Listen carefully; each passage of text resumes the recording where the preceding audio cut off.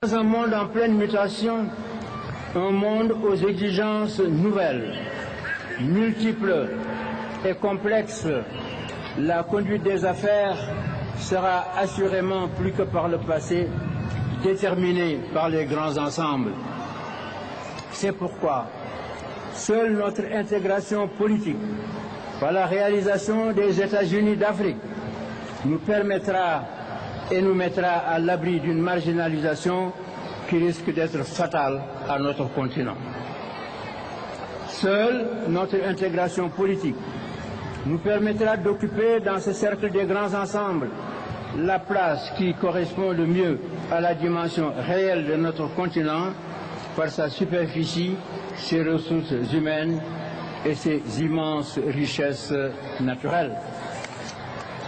Cette Afrique renaissante qui gravit courageusement les marches du XXIe siècle, c'est vous, jeunes du continent, qui devrez en être le porte-étendard en levant les obstacles des frontières imposées par le partage colonial et la logique du diviser pour mieux régner qu'il a toujours sous-tendu. En reconnaissance des épreuves endurées par nos ancêtres, qui se sont opposés à la conquête et à l'occupation coloniale au péril de leur liberté et de leur vie, il nous faut conjuguer nos forces, nos richesses et nos intelligences pour réparer les torts du passé et prendre notre place parmi les grands ensembles et assurer notre destin. Dans l'édification de cette Afrique nouvelle, la diaspora, autre partie de nous-mêmes, trouve certainement toute sa place. Et c'est le deuxième message que porte le monument de la Renaissance africaine. Les fils et filles d'Afrique, hier conduits de force par millions vers des contrées lointaines pour satisfaire la cupidité morbide de négriers sans état d'âme, n'ont pas choisi ce triste destin. Dans cette nuit sombre de l'histoire, le fleuve qui drainait tant de sueur, de sang et de larmes a été stoppé seulement il y a 50 ans. Au large de Dakar, Gorée, île Mémoire, jadis lieu de transit de millions d'esclaves pour le voyage sans retour, porte pour toujours les stigmates de ce trafic honteux que le Sénégal vient de déclarer crime contre l'humanité. Beaucoup parmi ces déportés ont préféré la mort à l'esclavage parce qu'en hommes et en femmes de dignité, ils avaient l'âme libre et ne pouvaient imaginer leur destin dans les chaînes de la captivité. D'autres, aux Amériques et aux Caraïbes, ainsi qu'aux Antilles, ont mené une résistance permanente par refus de la soumission et de l'assujettissement. Et d'autres encore ont pu racheter leur liberté pour prendre le chemin du retour vers la mère patrie. Aujourd'hui que les négriers n'existent plus, que le dernier colon est parti et que nous sommes libres, nous n'avons plus d'excuses.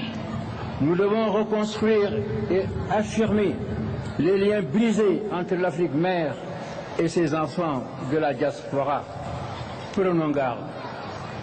Car les négationnistes, ceux-là même qui s'acharnent vainement aujourd'hui à justifier l'injustifiable, en théorisant l'idée d'une prétendue mission civilisatrice de la colonisation, voudraient bien effacer d'un trait de plume l'esclavage et la traite négrière de la mémoire collective des hommes et faire comme si ce triste épisode de l'histoire de l'humanité n'avait jamais existé. C'est pourquoi le Sénégal a toujours plaidé en faveur de la consolidation des liens entre l'Afrique et la diaspora au sein de l'Union africaine, où nous avons constamment plaidé pour que cette diaspora, cette partie de nous-mêmes, soit reconnue comme la 6e région de l'Afrique. Ce plaidoyer est un appel du cœur, en souvenir de ce passé douloureux, mais aussi de raison, pour une Afrique qui, tel un aéronef qui s'apprête à prendre l'air, a besoin de toute son énergie pour s'assurer les meilleures conditions de décollage. Oui, le temps du décollage est arrivé pour l'Afrique et c'est le troisième message que porte ce monument. Le temps du décalage est arrivé parce qu'avec les nouveaux paradigmes qui accompagnent le bouleversement profond de l'ordre international, les conditions sont plus que jamais réunies pour explorer de nouveaux horizons. Le temps du décalage est arrivé parce que des possibilités inédites s'offrent à nous de mettre en place les États-Unis d'Afrique, surtout au moment où les autres peuples forment de grands ensembles politiques et économiques, d'abord les États-Unis d'Amérique et maintenant l'Europe.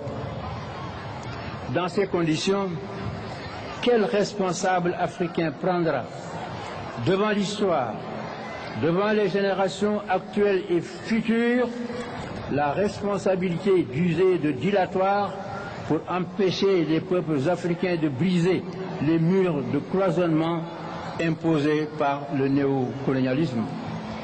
Femmes d'Afrique, qui voulez que vos enfants s'épanouissent, vous, jeunes d'Afrique et cadres d'Afrique, du nord au sud et de l'est à l'ouest, vous, femmes d'Afrique, levez-vous et prenez-vous la main par-dessus les frontières artificielles pour grossir les rangs des combattants du panafricanisme.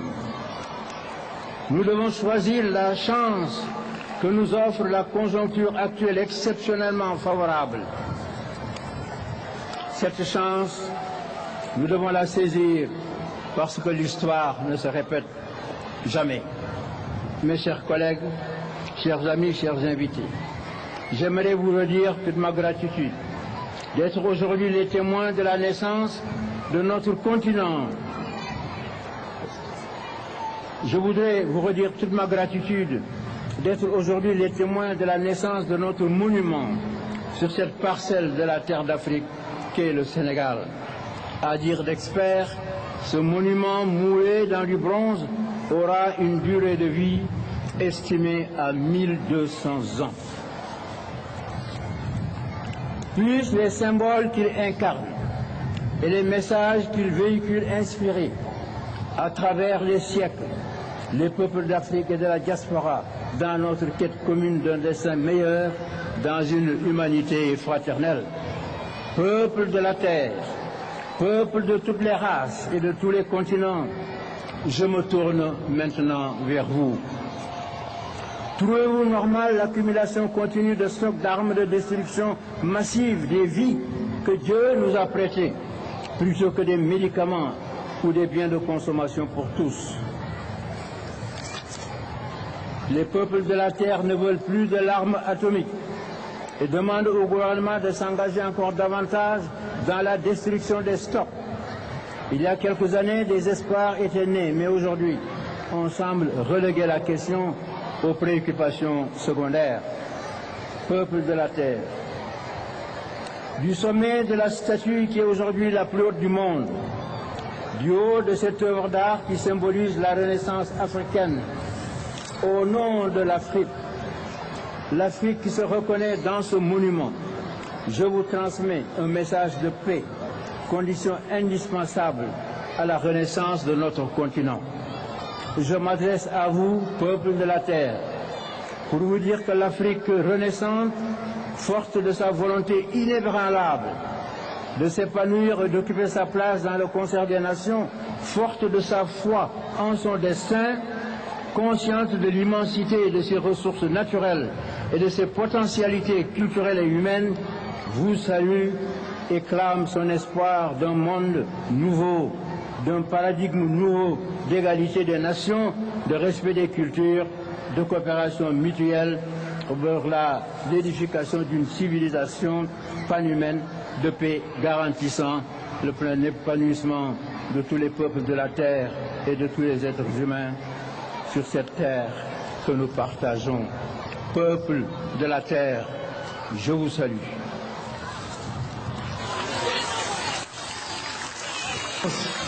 Monsieur le Président de la République du Sénégal, magnifique Abdoulaye Wade, à Traoré, de la Renaissance africaine.